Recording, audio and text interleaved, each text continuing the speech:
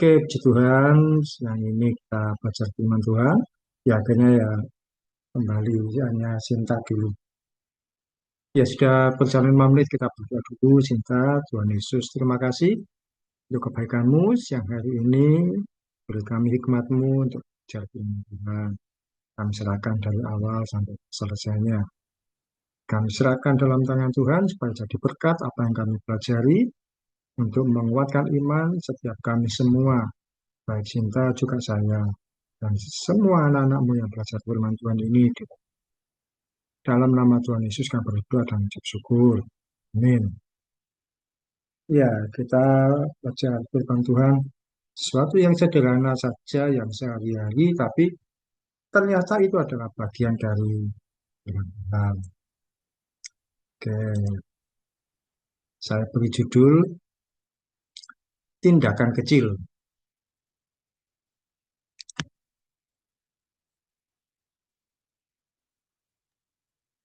Ya, apa yang dimaksud dengan tindakan kecil?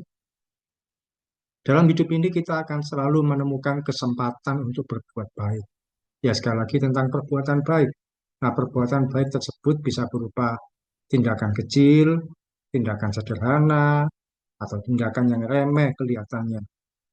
Namun, melalui perbuatan baik yang kita lakukan, orang lain jadi tertolong hidupnya.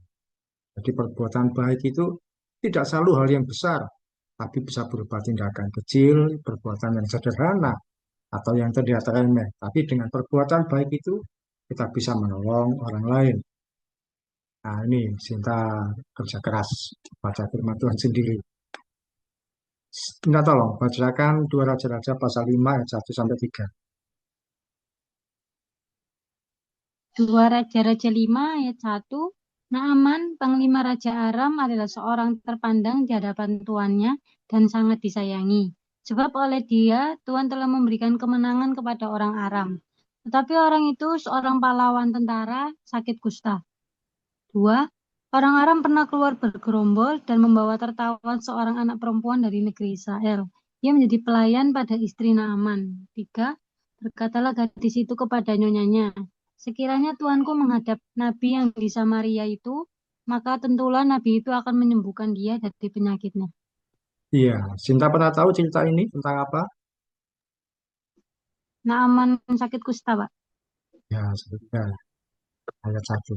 Naaman sakit kusta, kemudian ada seorang pelayannya, gadis pelayan yang adalah tahanan dari bangsa Israel.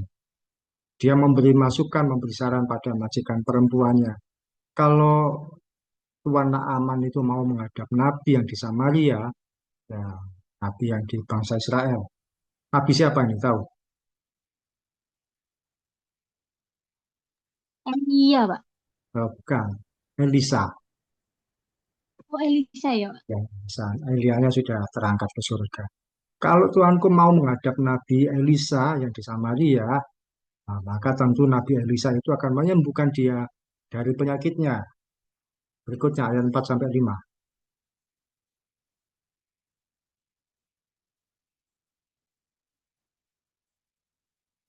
Lalu pergilah Naaman memberitahukan kepada tuannya, katanya, beginilah dikatakan oleh gadis yang dari negeri Israel itu. 5. Maka jawab Raja Aram, baik, pergilah dan aku akan mengirim surat kepada Raja Israel. Lalu pergilah Naaman dan membawa sebagai persembahan 10 talenta perak dan 6.000 sikal emas dan 10 potong pakaian. Ya, Panglima Raja Aram atau Naaman ini, Panglima dari Kerajaan Aram, dia izin kepada pimpinannya itu Raja Aram kalau mau pergi ke negeri Israel supaya bisa disembuhkan. Dia izin.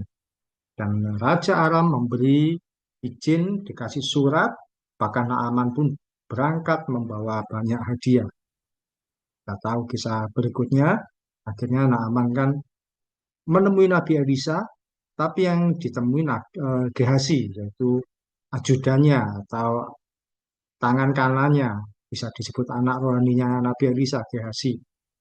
Lewat Gehasi Naaman disuruh untuk mandi di Sungai Yordan selama 7 kali. Yang awalnya menolak dia akhirnya mau dan jadi sembuh. Tapi kita tidak sedang belajar tentang mujizatnya itu, tapi tentang seorang anak perempuan atau gadis pelayan itu yang memberi masukan. Yang pertama, tindakan kecil memberikan jasa baik. Naaman seorang panglima perang dari kerajaan Aram, tapi dia sakit kusta. Kemudian dia punya gadis pelayan yang memberitahukan pada nyonyanya, kalau seandainya tuannya Naaman mau datang menemui Nabi di Israel, dia pasti sembuh. Ya, itu tadi kita tahu cerita berikutnya. Naaman pun datang ke Nabi Elisa, kemudian diminta mandi di Sungai Yordan, lalu dia menjadi sembuh. Dalam peristiwa sehari-hari, kita akan menemukan banyak orang yang mengalami kesulitan, terutama hal yang berkaitan dengan urusan umum. Apalagi Cinta sudah usia sekian, pasti menemui banyak situasi orang yang menemui kesulitan dalam peristiwa sehari-hari yang kelihatannya kecil, sederhana, tapi buat orang lain itu adalah kesusahan. Contoh seorang yang susah menyeberang, dan karena usianya terlalu tua, dia susah untuk menyeberang. Kemudian kita membantu sebentar. Pernah tidak membantu menyeberangkan orang? Atau Sinta sendiri sulit nyeberang? Bantu sih, Pak. Kenapa? Pernah. Belum pernah. Oh, Orang belum. tua, orang itu belum pernah. Temen gitu, Pak. Bantu teman nyeberang malah. Iya, Pak. Ya, teman yang masuk ke sini. Ya. Terus juga eh, kadang ada orang yang susah mengisi pulsa. Ini gimana nih? Saya ngecek pulsanya masuk atau mengisikan bagaimana. Apalagi dulu itu kan masih ada pulsa yang gosok elektrik dan kadang orang bingung memasukkan bagaimana. Pernah tidak diminta tolong mengisi pulsa atau pokoknya dalam hal pulsa orang yang bingung Pernah, Pak. pernah ya. Apalagi yang Iya. ini tanya mengenai arah jalan. Nah, Sinta kalau saya lihat kadang-kadang kan nggak paham jalan, tapi pernah nggak ditanya orang tentang arah jalan?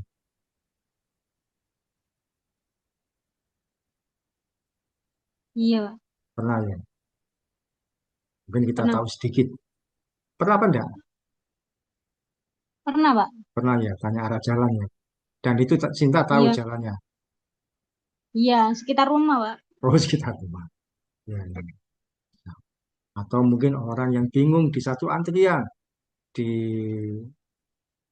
mana? Bukan bukan di Indomaret loh, mungkin biasa. Mungkin di loket di rumah sakit atau di mana antrian tertentu. Pernah menemui orang yang bingung di antrian dan bertanya pada Sinta atau Sinta membantu.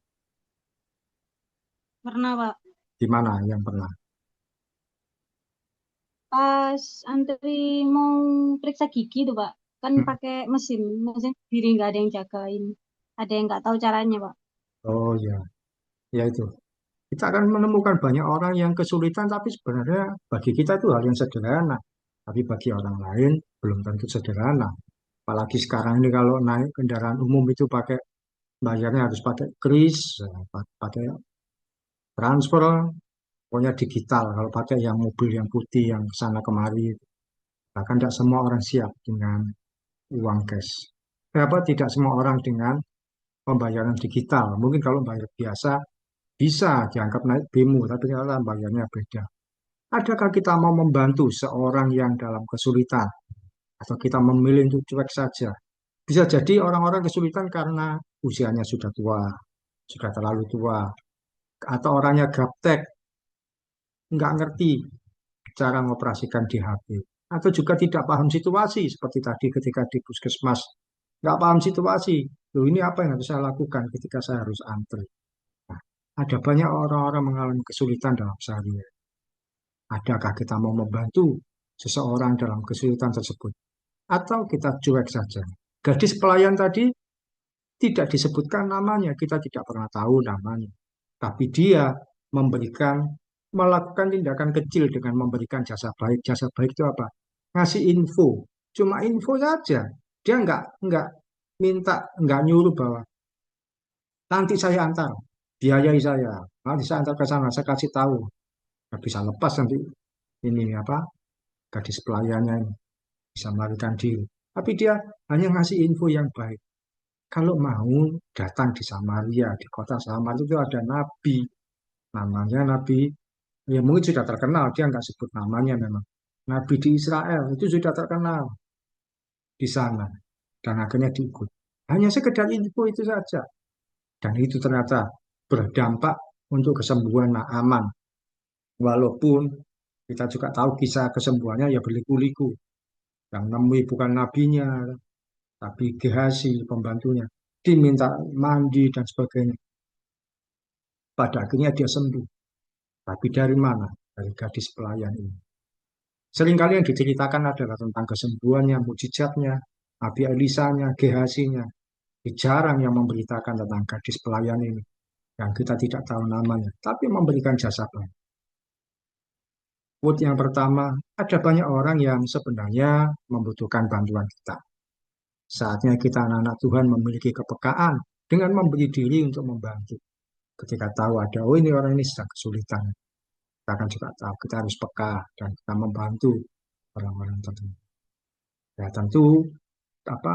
Memang orang itu benar-benar membutuhkan, bukan orang yang berpura-pura kemudian melakukan kejahatan. Karena ada banyak orang yang pura-pura tanya alamat ternyata mengambil kalung yang dipakai itu yang seringkali terjadi.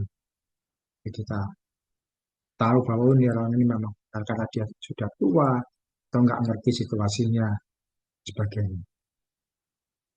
Nah, sharing pertama, ya mungkin tadi ada yang beberapa disebutkan. Pernahkah kamu membantu orang lain yang bersifat jasa atau membantu tenaga? Bukan memberikan sesuatu ya, tapi bersifat jasa atau tenaga. Dengan memberikan info atau pertolongan tertentu. Mungkin ada cerita yang lain, silakan, Cinta. Dan enggak. Pernah bantuin ngantar orang ke tempat gitu, Pak. Pernah bantuin ngantar orang ke, Ke tempat, soalnya dia nggak ada motor. Ke suatu tempat gitu, Pak. oh ngantar, ya. Bukan sifatnya jasa karena dia sendiri kesulitan dengan kendaraan, artinya dengan transportasinya. Mau sewa apa, sudah ada, Sinta membantu. Ya, itu adalah membantu orang lain yang bersifat jasa. Mungkin dengan diantar Sinta, kebutuhannya, urusannya bisa terselesaikan dengan mudah. Ya, begitulah. Sering kedua, Yohanes 6 ayat 7 sampai 9. Kita tolong bacakan lagi. Yohanes 6 ayat 7, jawab Filipus kepadanya, roti seharga 200 dinar tidak akan cukup untuk mereka ini, sekalipun masing-masing mendapat sepotong kecil saja. 8. Seorang dari murid-muridnya, yaitu Andreas, saudara Simon Petrus, berkata kepadanya. 9. Di sini ada seorang anak yang mempunyai 5 roti jelai dan 2 ikan. Tetapi apakah artinya itu untuk orang sebanyak ini? Ya, lanjut. Ayat 10 sampai 11. Kata Yesus, Yohanes 6 ayat 10, kata Yesus, suruhlah orang-orang itu duduk. Adapun di tempat itu banyak rumput, maka duduklah orang-orang itu kira-kira 5.000 laki-laki banyaknya. 11. Lalu Yesus mengambil roti itu, mengucap syukur dan membagi-bagikannya kepada mereka yang duduk di situ. Demikian juga dibuatnya dengan ikan-ikan itu, sebanyak yang mereka kehendaki. Iya, kita tidak sedang belajar tentang peristiwa 5 roti dan 2 ikan karena sudah pernah kita pelajari.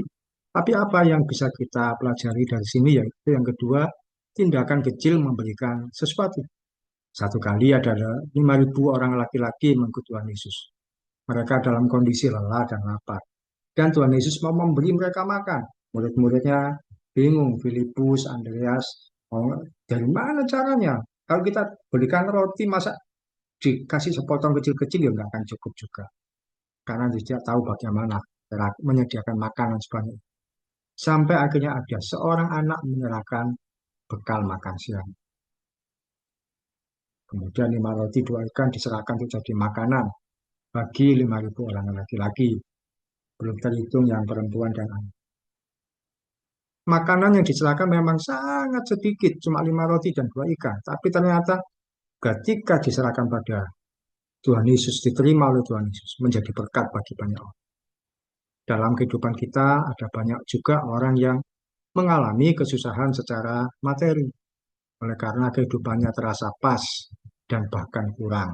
Ada orang-orang yang eh, kita tahu dia secara ekonomi itu pas-pasan, bahkan mungkin kurang. Kita ini yang hidup kita juga sebenarnya nggak berlebihan. Kita mungkin juga merasa, wah ya cukup segini-segini aja. Tapi ternyata ada orang lain yang kita lihat, mereka lebih kurang dari kita, lebih di bawah kita. Kalau kita diberkati secara berlebih, usahakan bisa membantu orang lain yang kondisinya di bawah kita. Seperti yang selama ini kita lakukan kan begitu. Kalau kita lihat kondisi kita sendiri juga sebenarnya pas-pasan. Saya juga nggak terlalu berlebihan, cinta juga nggak terlalu. Artinya ya yang didapat ya cukup untuk sehari-hari. Tapi ternyata kan kita melihat ada orang lain ya situasi ekonominya di bawah kita masih kurang. Bukan cuma pas ya mungkin masih kurang defisit. Nah, kita pun akhirnya membantu mereka. Kita jadi saluran berkat bagi siapa-siapa itu kan kita tahu kita jadi berkat bagi mereka. Ya walaupun ya juga yang kita berikan ya sedikit yang kita bisa lakukan. Ya mungkin cuma uang sekian, ya, ditransfer cuma sekian, sekian. Tapi kan jadi berkat. Sama seperti anak kecil ini. Dia cuma punya sedikit 5 roti 2 ikan. Tapi ternyata itu ketika diserahkan jadi berkat bagi eh, orang-orang yang makan. Quote yang kedua, yang kita miliki mungkin tidak seberapa, namun bisa cukup jadi berkat bagi orang lain yang sama seperti tadi saya contohkan, seperti pelayanan yang kita lakukan. Yang kita punya enggak seberapa, tapi ternyata bisa cukup jadi berkat bagi orang lain yang kekurangan. Karena ternyata ada orang-orang lain yang situasi ekonominya lebih kurang beruntung dibanding kita tidak seberapa yang kita miliki ini ternyata masih lebih baik dari orang lain. Kadang-kadang orang itu mengeluhkan pekerjaannya. Apalagi sekarang kan semua serba sulit. Terus orang mengeluh, aku cuma segini-segini aja. Segini-segini aja. Padahal yang segini-segini itu bagi orang lain itu ada satu hal yang lebih untuk mereka. Tapi kita yang seringkali merasa kekurangan, merasa, waduh masih kurang, masih kurang. Padahal yang kita miliki itulah yang diinginkan orang lain. Sesuatu yang ada pada kita yang menurut kita sedikit, yang diimpikan oleh orang. Saya ketika kerja jadi guru di Kutisari tahun 2007 Januari itu gaji yang saya terima 400.000 udah 2007. Saya coba iseng-iseng 2000. Kalau 400.000 2007 uang di 2026 itu berapa? Ternyata hanya kali tiga. Jadi kalau 2026 itu kira-kira 1.200.000 atau 1.400.000 paling banyak. 1.200.000 per bulan. Nah, itu kalau anak-anak sekarang malah ada yang mau bekerja dengan uang segitu, dianggap di bawah UMK. Cinta pernah berapa yang didapat sebulan ketika bekerja di waktu yang lalu? Masih ingat? Pernah 1 bulan 1 juta sih, Pak. 1 bulan 1 juta. Iya, Itu tahun 2000 berapa? Habis lulus ya, 2020, 21. 2020. Nah, 2020. ya itu masih lumayan banyak yang saya terima. Karena paling ya kalau saya 400.000, 2020 paling cuma kali dua, kalau sekarang kali tiga. Tapi dari yang sedikit itu, di mana kita bisa bersyukur. Dan bukankah itu yang sebenarnya diingini oleh orang lain yang mereka hari ini tidak bisa bekerja atau belum bekerja. Yang sedikit yang kita miliki yang tidak seberapa, namun bisa cukup jadi berkat bagi orang yang kekurangan. Nah itu. Sharing kedua, pernahkah kamu membantu orang lain dengan memberikan sesuatu, baik benda, makanan, uang? Jadi kali ini yang sifatnya materi atau yang kelihatan, mungkin membantu orang lain ngasih berupa benda, oh ya pakai ini aja, atau baju, atau apa, ya, atau makanan. Wah, saya punya makanan lebih buat dia, atau uang. Apa, Sinta yang pernah bisa disampaikan, diceritakan? Oh, itu sih Pak, pas Natalan kayaknya atau biasanya Lebaran itu beliin jajan buat yang tukang parkir jalan dulu Pak. Bantu jalan di mana? Dulu di Menganti, terus Oh, kalau kemarin itu Natal yang di perempatan deket sini sih Pak. oh, dari Natalan sama Lebaran ngasih apa? Ngasih apa? Berupa Iya, apa? kue sih Pak biasanya. Oh, kue biasa. Ya lebih baik memang apa? Kalau ke orang lain berupa kue itu lebih netral atau makanan. Karena kan orang tidak bisa apa membandingkan secara langsung nilai uang. Kalau kasih uang kadang kita tuh ini cukup buat dia apa enggak, terlalu kecil atau bagaimana. Nah, atau mungkin ini bahkan buat saya terlalu besar, tapi kalau ngasih makanan, kue, orang akan menerima dengan senang hati tanpa memikirkan berapa-berapa nilainya.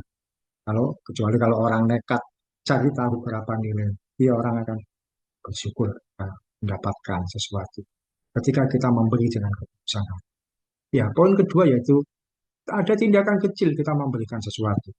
Mungkin berupa benda, atau kita makanan, atau juga berupa uang kalau memang berlebihan, ada berkat berupa uang.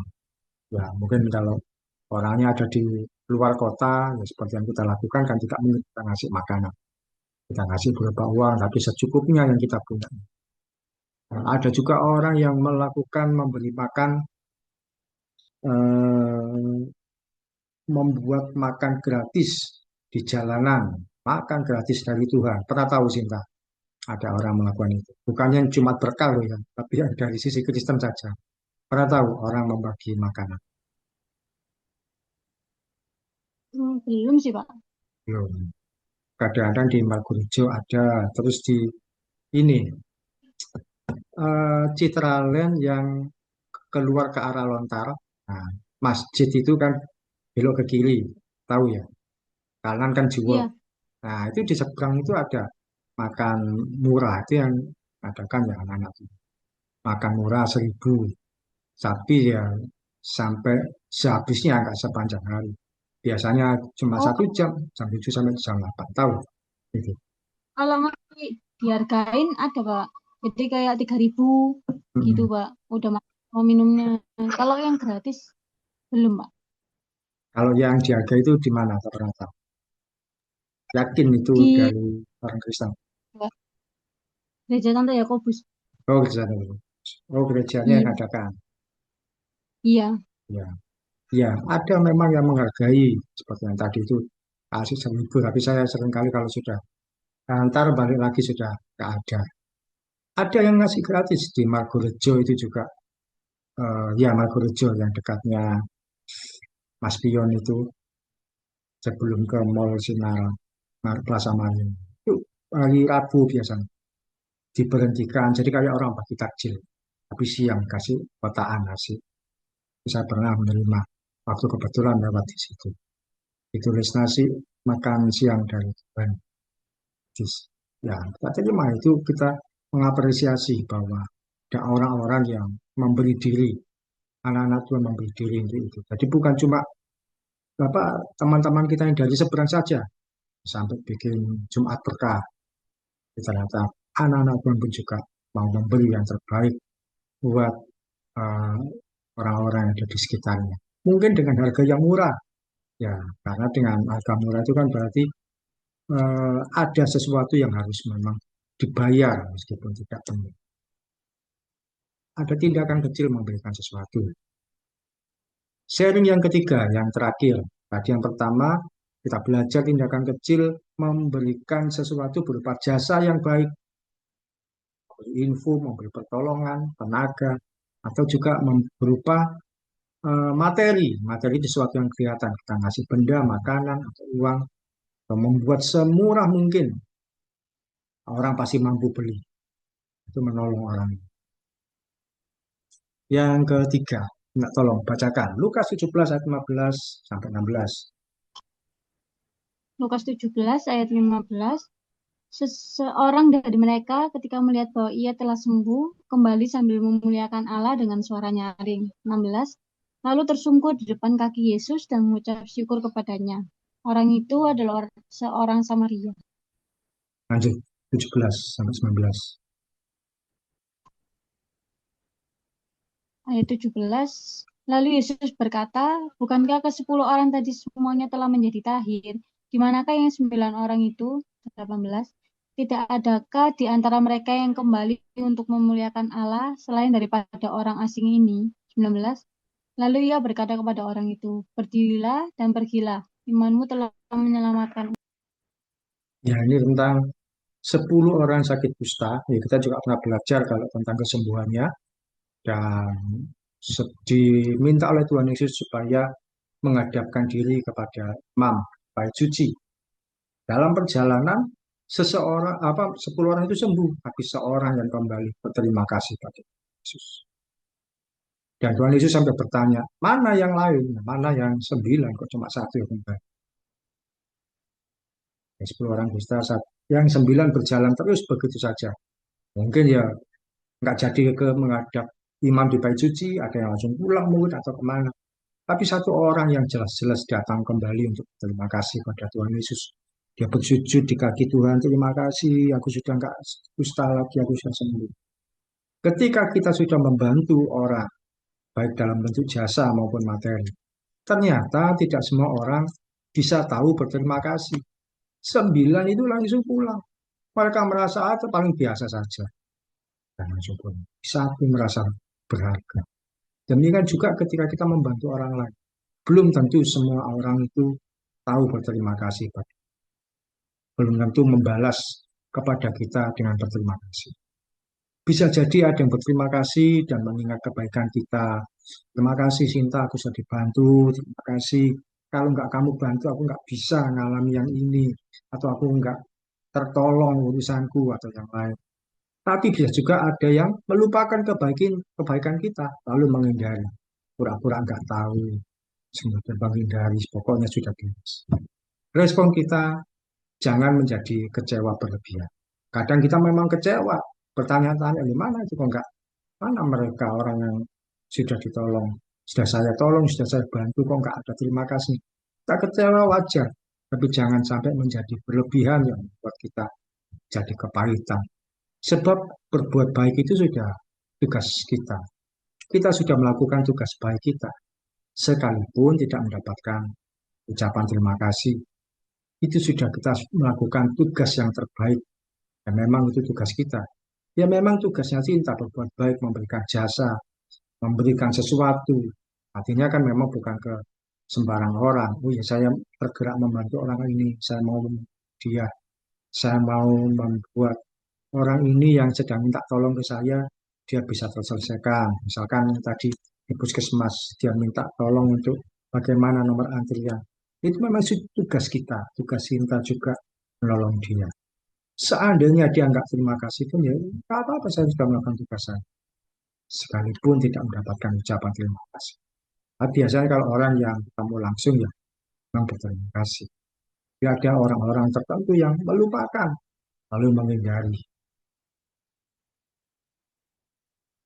Quote yang ketiga, kerjakan saja bagian kita dengan sebaiknya. Kalau dapat ucapan terima kasih Tuhan. Jadi ketika kita melakukan perbuatan baik, niatkan bahwa aku lakukan buat dia yang terbaik, sebaik mungkin yang bisa saya bantu. Tapi kalau uh, dia mengucapkan terima kasih, itu cuma bonus. Bukan itu yang saya kejar, tapi supaya dia tertolong. Kalau dia nggak mengucapkan terima kasih, ya sudah. Itu memang karakternya dia, ya sudah. Biasanya nggak terduga Tuhan sendiri yang membalas ke kita dengan hal yang baik. Sharing ketiga, pernahkah kamu membantu orang lain, tapi kamu tidak mendapatkan ucapan terima kasih? Boleh dibuka kameranya, Cinta? Kamu beresin. Pernahkah kamu membantu orang lain, tapi orang lain ini tidak berterima kasih ke kamu, tidak mendapatkan ucapan terima kasih? Bagaimana, Cinta? Pernahkah?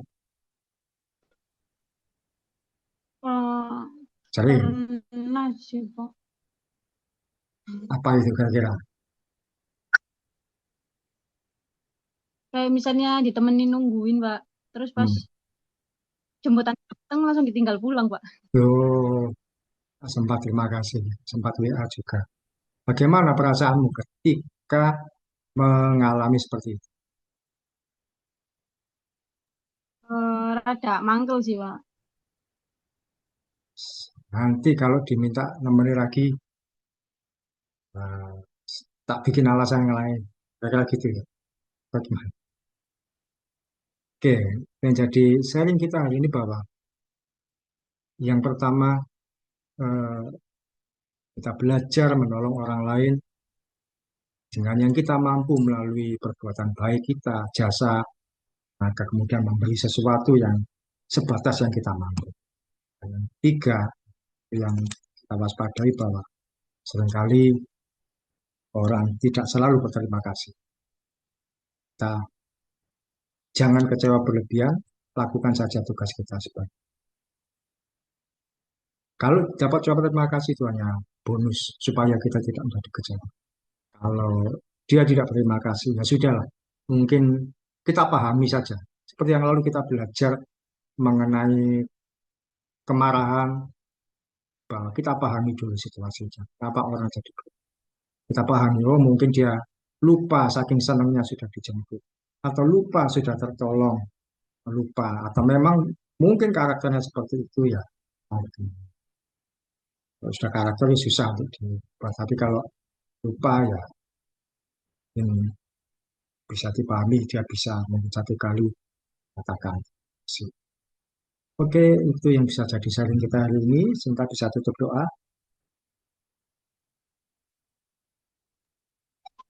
Jadi kita berdoa. Tuhan Yesus, terima kasih Tuhan. Siang ini kami bisa kembali belajar sedikit tentang kebenaran firman-Mu, ya Bapa. Berkati Pak Ogi juga Tuhan yang telah menyampaikan pelajaran hari ini, ya Bapa.